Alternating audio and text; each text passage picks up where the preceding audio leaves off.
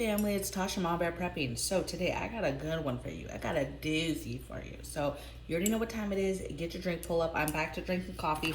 I'm feeling a little bit better, but it's definitely clinging. So I think that the coffee and congestion, I think that's on the downswing, and then it's just the fatigue. Like you wake up, you feel like, okay, today's gonna be the day. I'm gonna get up, I'm gonna do great things.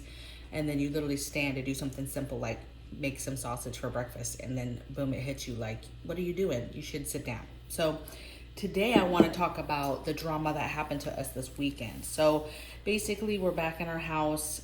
We haven't been here for years and years. There's all types of issues and problems that we've been fixing, but to make it worse, we actually had a full backup. And I just want to talk about the importance of your preps, having your preps, knowing ahead of time what you need if you found yourself in a situation like us.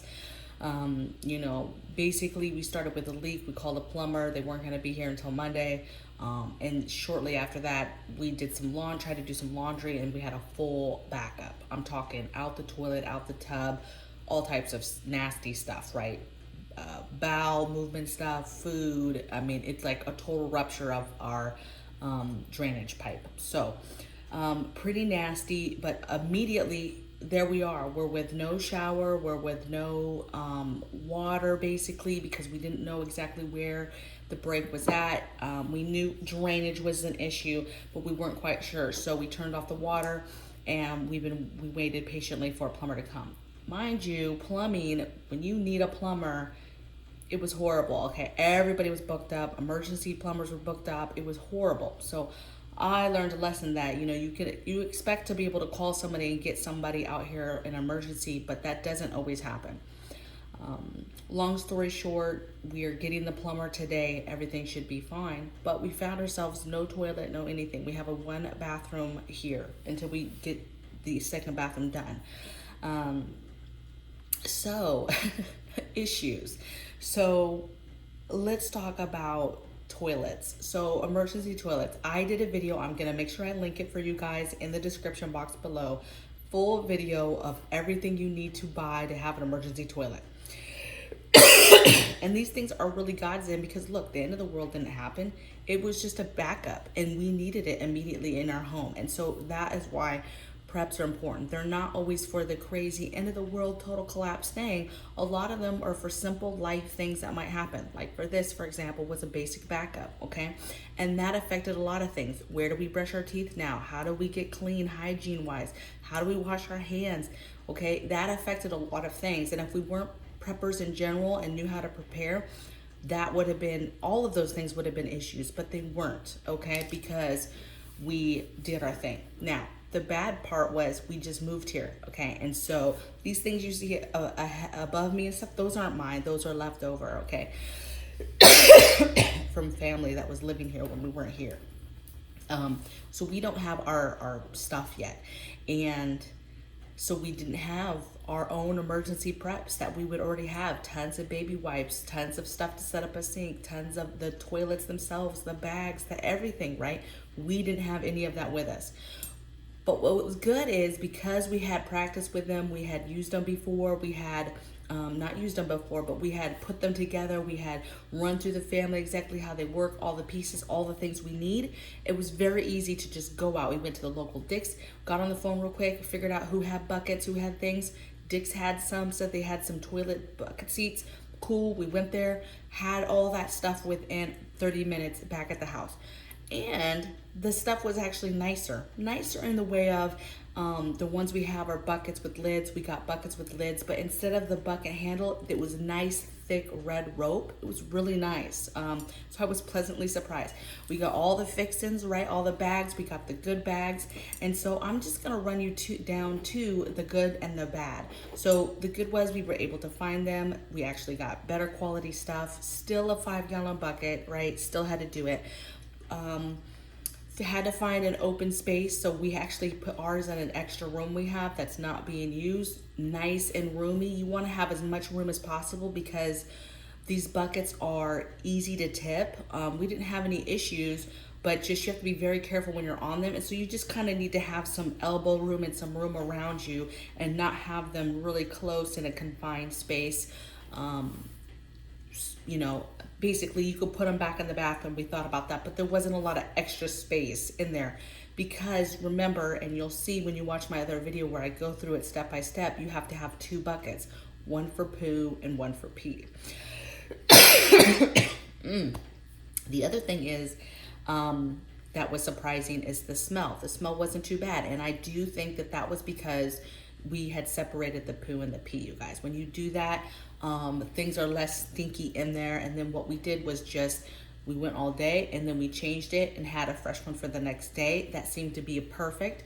We had five people here, right? So we had 5 people using the restroom and it was perfect. Those bags that I showed in the video that come with the buckets, they're the little silver bags. They have a big bag, black bag that pops out of it, and it has a little bit of lye or cat litter in the bottom of it already when you get it. So we just pop those in. I had a box of cat litter there next to it, set up with the whole station area. Put my scoop of cat litter in there, and then boom, we went for the day. And they're good because as soon as you do them, they're double bagged as soon as you take them out. Very nice, very clean to take out, wasn't disgusting, wasn't messy, wasn't stinky, very pleasant for removal as well, okay? Those bags can be kind of expensive depending on where you get them, so I would probably try to get them as cheap as possible anywhere, but those fancy bags worked out perfectly, okay? You could use the bigger size, I think it's 13-gallon or even smaller size bags, but just be making sure that they're heavy duty, and then you're gonna have to do the 1-step and double bag probably. But surprisingly went very, very smooth. The other issue is tall people and big people. If you have big people, obviously, or any elderly people that have to get down, they're quite low, okay? So that's probably better to get that system, but then set up the elderly, the chair, okay? The toilet chairs that you can buy, and set one of those above them. The only thing is you have to pull it out so you can shut the lid when you're done, because that's what you want to do. They come with a snap lid and you want to be able to put the lid back on. So pulling it out maybe after grandma goes to the bathroom so you can shut it, but when she's gonna go, open it and slide the bucket under the chair. Or for anybody that wants to use the chair, because the chair is much higher and it's more sturdy. That's probably what I'll look into getting for next. Another thing is my nephew is still here with us, and he is super, super tall, right? He's like 6 foot something and really tall and lean. And so for him to, you know, the guys, say for example, to be able to stand and go, it's quite a distance. So that's something to think about too.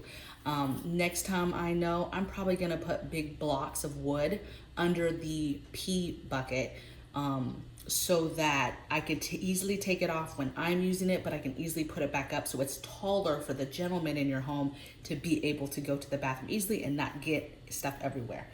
Otherwise, they're sitting down and doing their business. So, you know, I'm just telling you the business because I want you to know these things that we experience with these buckets. Phenomenal. In the sense of being able to continue to go to the bathroom in your home during an emergency, you guys. Long term, yes, you want to think it through. For us, long term, some stuff I learned was we're going to immediately be working on an area in the backyard that is set up for a wash sink area. So wash sink area, we'll have some gravel, we'll build it up, and then toothbrush. So a lot of this stuff was very easy for us because we've both been in the military. Even my sister who's here, we've both been in the military. She's been in the military as well. So we've all had field experience. We've all had to take baths with baby wipes, brush our teeth, wash our hair, that type of stuff outside. So that was natural. That wasn't that hard. We just took the kids through it so everybody understood where to do that at and how to do it so that you could continue to do the hygiene things that you needed to do